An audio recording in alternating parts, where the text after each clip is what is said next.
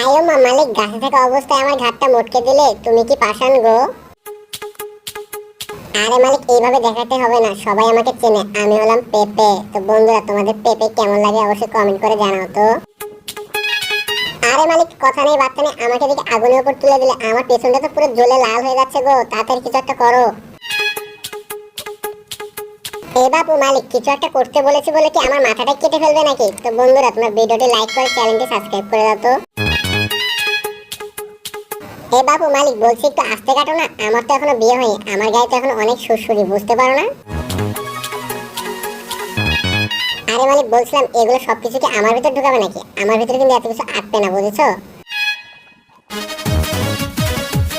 আরে সবকিছু দিয়েছো ভালো কথা, এগুলো মরিচ আবার দিলে কেন? এগুলো দিয়ে তো আমার পিছনটা জ্বলে যাবে গো। আরে সারা সবকিছু ঢেলে যখন ফেলবে, তাহলে আমার ভিতর রাখলে কেন? দেখে তো মনে হচ্ছে পেঁপে দিয়ে অনেক সুন্দর একটা রান্না হবে। তো বন্ধুরা, তোমাদের কার কার পেঁপে খেতে ভালো লাগে অবশ্যই কমেন্ট করে জানাও তো। আর চ্যানেলে নতুন হলে চ্যানেলটি সাবস্ক্রাইব করে দিতে ভুলো না কিন্তু।